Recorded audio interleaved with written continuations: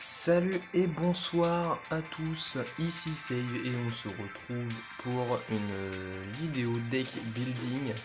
Euh, j'ai accumulé beaucoup de nouvelles cartes suite à l'opening et d'autres à force d'ouvrir des paquets et j'ai mes decks qui commencent à se faire un peu vieillot. Et donc du coup je me suis dit pourquoi pas faire une nouvelle section, enfin ça suivra dans la continuité de mes vidéos, j'ai pas envie de faire plusieurs playlists. Mais, euh, mais je me suis dit pourquoi pas faire plusieurs vidéos avec plusieurs présentations de decks. Par exemple, là pour ce soir, on va faire un deck farm de bot. Je vais reprendre le deck Cerber qui, je pense, pourra être amélioré au fur et à mesure, mais ça, j'attends d'avoir de nouvelles cartes. Donc il est dans la liste aussi. Et après, je vais commencer à faire les decks à thème. Euh, donc du coup, pour ce soir, on va se... Bon, je vais peut-être baisser un peu le son. Voilà, on va baisser un peu le son. Donc pour ce soir, on va s'attaquer au deck farming de bot. Et donc pour vous montrer, alors attendez, non, j'ai fait le mauvais truc, on va aller là-dedans. Donc le deck farming de bot, putain, je sais pas où mettre la caméra pour l'instant. Donc je vais vous montrer. Alors j'ai pris le temps de supprimer tous les decks. Le deck farming de bot, ou comment moi je l'appelle Easy Level Up, sert donc soit à mettre en premier deck pour XP votre personnage, c'est-à-dire que je sais pas, vous avez envie de monter Seto Kaiba, le premier deck que vous allez faire avant de débloquer les emplacements de deck, c'est ce deck là. Il y a quelques cartes qui changeront en fonction des personnages, par exemple s'ils bénéficient d'une carte de terrain comme Yami Yugi par exemple, vous allez peut-être jouer un peu plus de magicien pour bénéficier du terrain ou des démons, mais après ça c'est encore autre chose. Hein. Je vais vous proposer le deck basique que j'ai quasiment utilisé sur tous les personnages pour les monter, donc voilà. Pour commencer, bah, tiens, je le mets sur le premier emplacement, donc de... Allez, qui je vais monter là? Théa est monté, Rex Raptor. Bah, j'étais sur Mako Tsunami et je suis en train de monter Mako Tsunami en ce moment. Donc, on va faire ça sur Mako Tsunami. Alors, on va le remettre là, je pense. Ah ouais, mais non, après, faut que je choisisse mes cartes. Bref, on s'en fout. Bon, modifier deck, bim. Et encore, lui bénéficie d'un terrain, mais on va partir du principe où vous jouez 0 skill, parce que vous n'avez rien débloqué, après vous pouvez mettre en skill si vous voulez. Alors du coup, un deck farming de bot, en général vous n'allez pas jouer beaucoup de cartes magie et piège, et les seules cartes que magie et piège que vous allez jouer, ça va être soit pomme d'or, admettons pour des invocations de sacrifice, conscription, etc., etc. Mais ça je vais le montrer bien plus tard. Alors déjà on va commencer par les monstres. Hop, on va mettre par niveau ou attaque? Ça dépend par niveau, ils sont par force aussi ou pas? Je ne crois pas. Donc on va mettre donc filtré par attaque. Voilà. Donc déjà vous allez trier donc vos cartes par puissance d'attaque. Donc on va commencer par les monstres à 4 étoiles ou moins, c'est-à-dire les plus facilement invocables. Donc du coup, vous allez mettre un haricot Géry si vous en avez, parce que c'est la carte sans sacrifice la plus puissante actuellement avec. Enfin, sans compter du Names qui est une ultra, mais j'ai pas eu de chance à ce niveau-là. Et ensuite, vous allez bombarder deux petites cartes comme ça. Canard supersonique, Dégreffer le guerrier, x2, Néo Spadassin magique, qu'on nous a gentiment offert il n'y a pas très longtemps. Et pour l'instant, bah, ça sera tout. On a ensuite l'émissaire post-mortem, je le mets parce que son effet du coup nous permet, quand il passe au cimetière, d'aller chercher une carte à 3 étoiles depuis le deck. Donc du coup on a Canard Supersonique et Omarico Géry. Donc du coup, dans tous les cas, ça vous donne une carte supplémentaire dans votre main. Donc, ce qui est plutôt intéressant. Ensuite, on peut mettre quoi? On peut mettre les gardiens du trône, admettons. On va en mettre, voilà. On va mettre ça. Déjà, on a 9. 9, ouais, ça fait un peu beaucoup. On va en enlever un. Voilà. Ensuite, l'idéal, c'est d'avoir soit 2 monstres à 1 sacrifice, et 1 à 2 sacrifices, soit l'inverse. Ça dépend ce que vous avez envie de jouer. Donc du coup, ce que je vous conseille en monstre à un sacrifice, si vous l'avez, c'est le dragon à cornes blanches. Ou le crâne invoqué si vous l'avez maintenant, qui est du coup la carte la plus puissante à un sacrifice. Ou le roi des machines, qui déjà quand elle arrive sur le board a 2300 points d'attaque. Après je pars du principe qu'on... Enfin, suivant la phase que vous avez, où il y a je sais qu'il y a un PNJ qui... Enfin un PNJ. Il y a un bot qui joue Umi, donc du coup les cartes machines à ce moment-là, vous les remplacez. Ensuite, du coup, en un sacrifice, on n'a pas grand-chose malheureusement. Je check au cas où, mais non, il me semble qu'après c'est nul. C'est bien ce qui me semblait. Alors là, du coup, par exemple, je vais monter ma Kotsunami. Alors attendez. Parce que du coup, là, par exemple, dans ce genre de cas précis, on peut enlever un gardien de la salle du trône pour mettre un grand blanc. Vu que j'ai débloqué le talent Umi, quand je le joue, il a Umi, voilà. Donc du coup, là, vous voyez, je vais par exemple remplacer Roi Machine par une autre carte à un sacrifice à peu près équivalente. Bon, malheureusement, c'est pas ce que j'ai. Je crois que j'ai pas. Mais en effet, j'ai pas. Donc du coup, ce qui va se passer, c'est qu'on va jouer une menthe impériale. Voilà, parce que comme ça, elle a pas de malus, elle a pas de bonus. Ça reste tout à fait viable. Ensuite, donc, en monstre à 2 sacrifices, vu que je joue Omi, je vais jouer le Néo Dédale ou KO.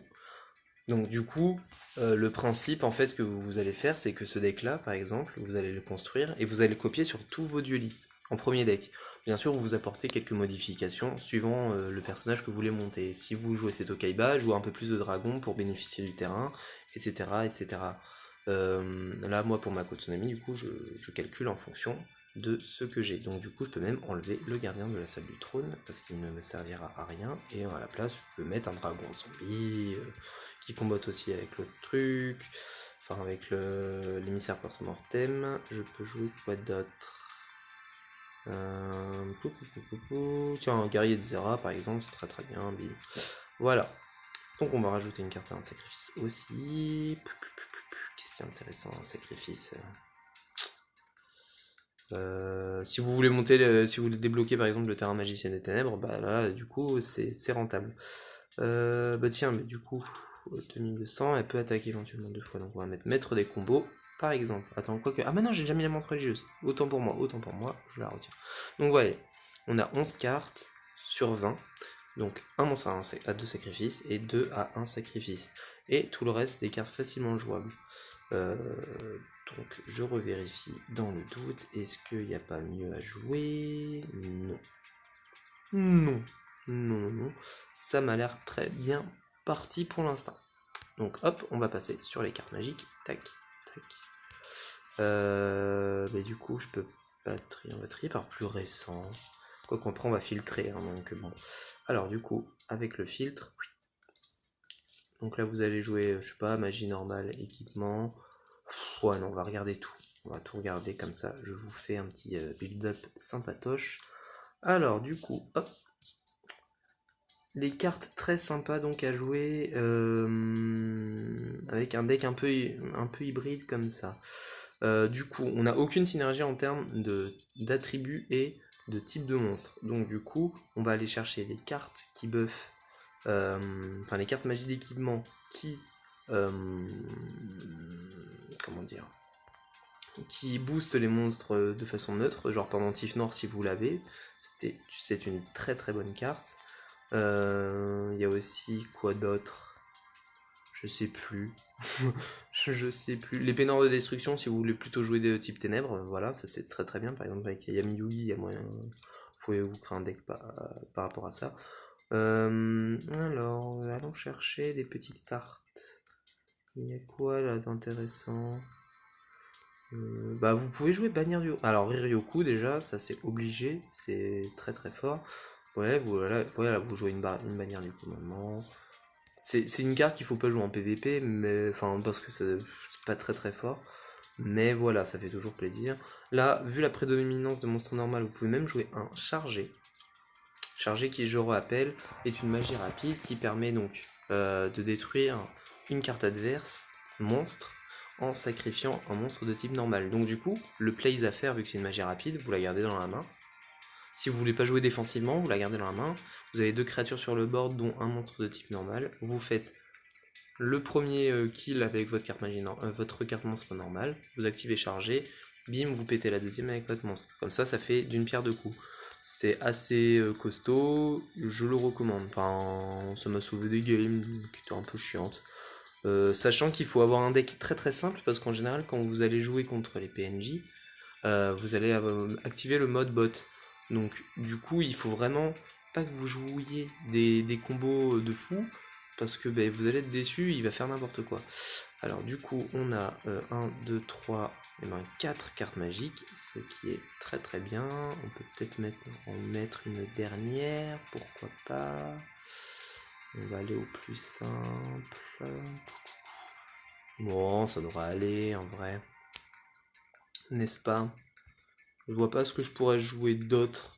Ne jouez pas de cartes de heal ou de dégâts directs, c'est vraiment inutile.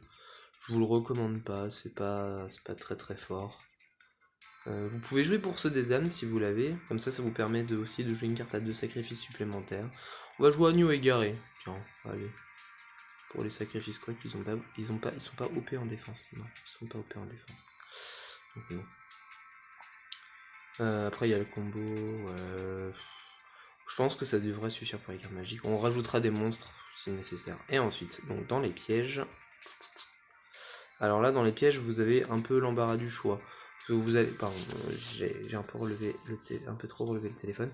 Donc soit vous allez chercher donc les conscriptions. Ça joue un peu sur la luck. Vous pouvez en jouer une ou deux, pas trois parce que ça prend trop de place. Vous pouvez jouer javelot enchanté, renfort. Renfort, c'est bien, renfort. Métamorphe, ça c'est très très bien aussi.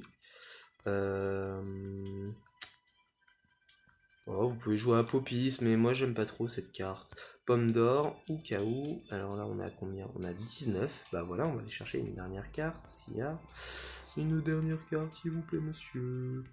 Bah voilà, mais on va mettre conscription, je pense. Hein. Moi j'ai jamais été trop déçu de cette carte, à vrai dire. Ouais, allez. On va mettre une conscription. J'aime bien cette carte, elle est rigolote. Voilà.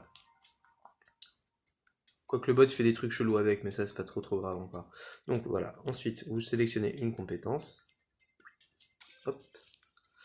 Donc là j'ai pioche d'eau et profondeur mythique. On va jouer profondeur mythique, comme ça les rares cartes qui en bénéficient les ont du coup.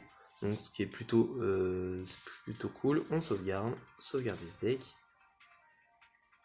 Deck sauvegardé.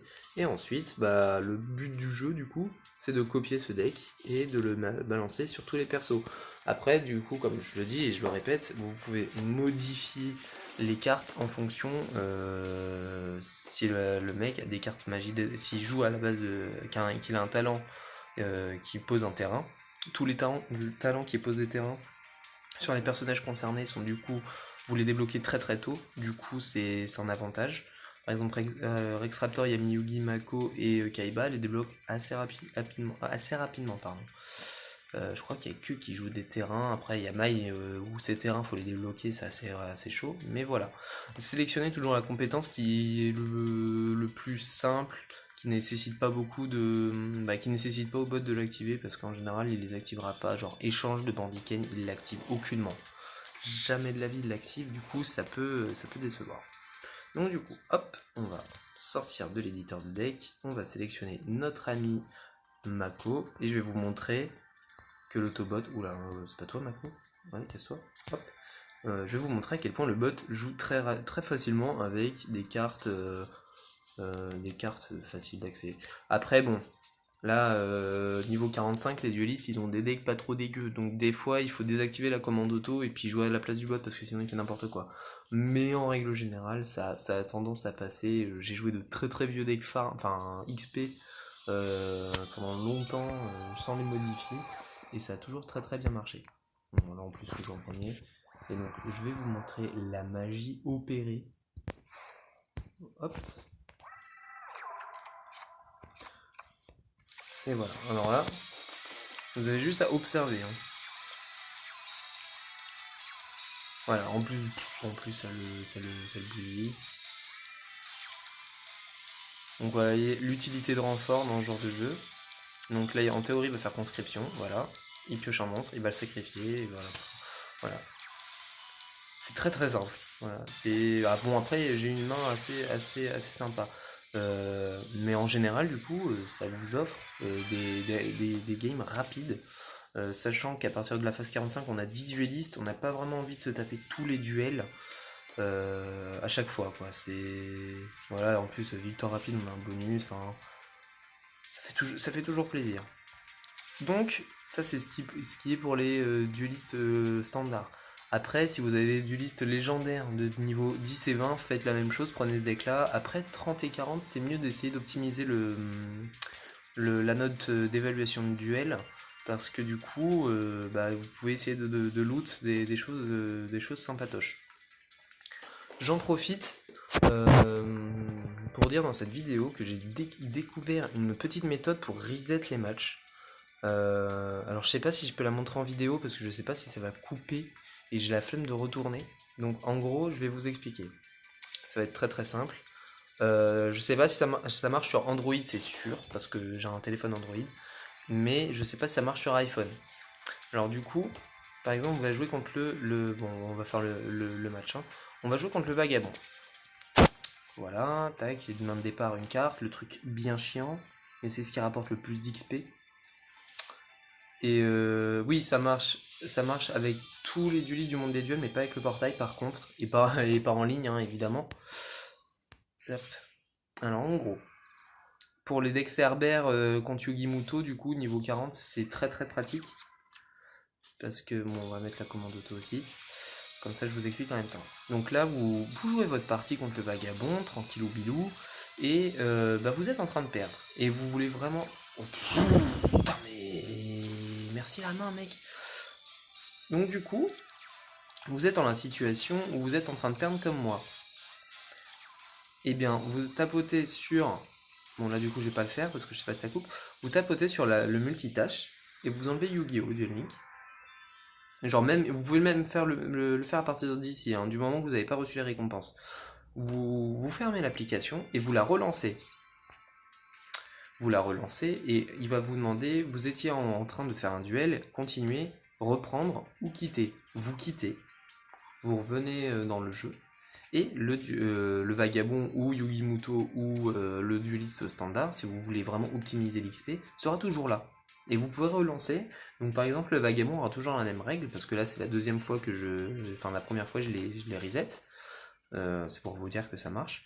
Et donc du coup, vous pouvez, si vous loupez ou vous avez une mauvaise main, en reprendre, enfin vous quittez le duel, mais vous pouvez le relancer. Ça vous compte pas comme une utilisation par exemple de dueliste standard ou de Yugi-Muto ou de vagabond.